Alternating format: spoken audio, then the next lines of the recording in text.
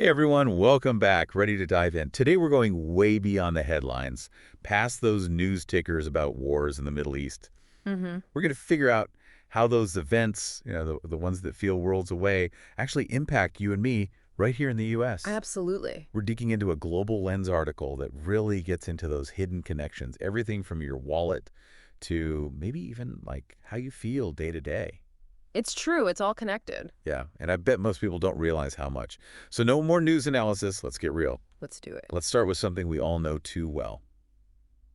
Remember when gas prices went absolutely nuts? Oh, how could we forget? Yeah, painful trip to the pump. Turns out a lot of that chaos at the pump starts with instability in the Middle East. Yeah, and it's not a coincidence. The Middle East sits on this, well, it's kind of unbelievable, but this massive chunk of the entire world's oil.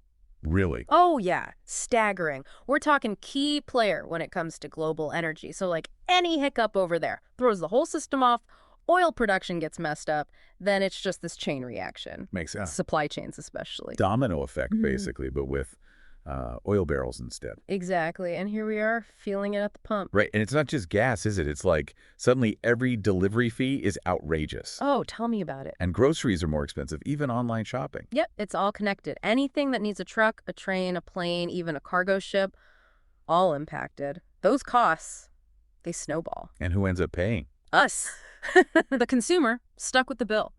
But it goes even deeper. Think about heating your home. Oh, right. Electricity bills, too. That all depends on, Yep. you guessed it, oil. So those price spikes at the pump, it's like they spread out, hitting our wallets from every direction. Precisely. And for families already struggling to make ends meet, especially in winter when energy bills are already higher. Oof, brutal. Wow. Okay, so we've got a conflict in some far-off place, and it ends up hitting us right where it hurts. Our bank accounts. That's the thing about a globalized world. Everything's connected. Wild. But it gets even more complex when we zoom out to the whole economy, right? It's like the whole world economy is kind of like holding its breath, waiting to see what happens. Totally. It's like this ripple effect. Remember back in 2008 when the market crashed and it felt like, everything was uncertain. Conflicts, especially the ones that drag on, they can create that same sense of, whoa, what's next?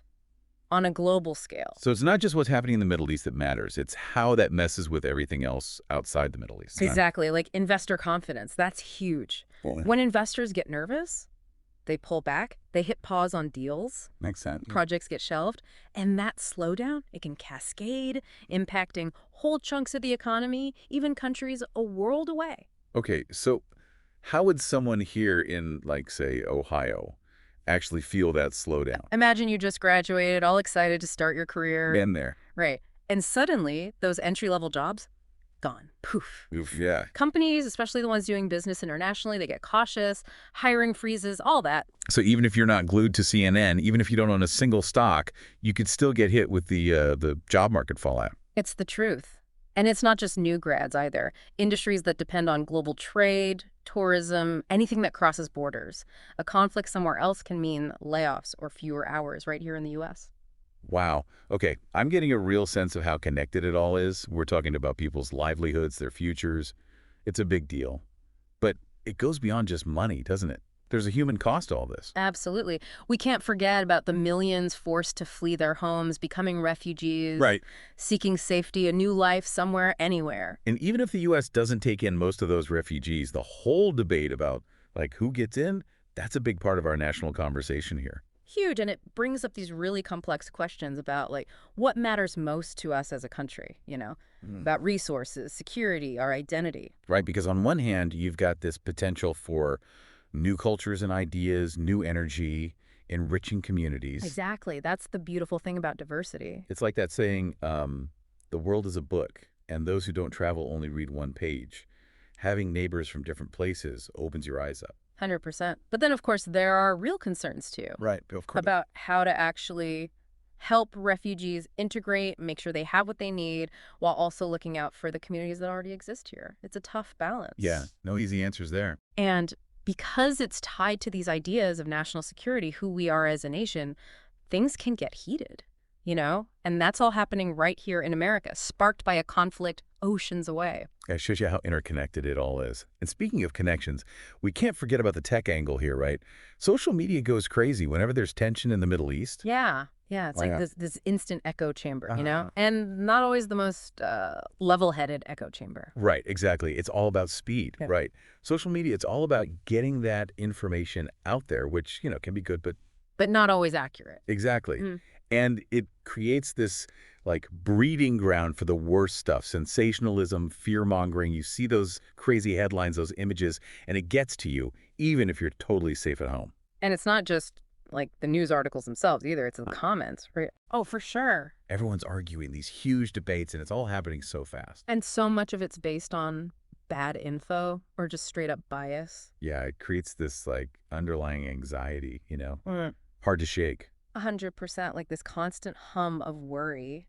And for some people, it goes even deeper, right? Imagine having family over there in the thick of it, or if you had to flee a conflict yourself. Right. Seeing those images, hearing those stories, it brings back all that trauma, all those fears. It reminds you that behind all the headlines, all the tweets and posts, there are real people going through something just unimaginable. Easy to forget when you're scrolling through your phone.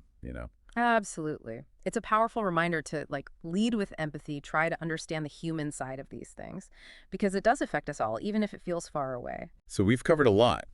But if our listeners take away just one thing from this whole deep dive, what would you want it to be?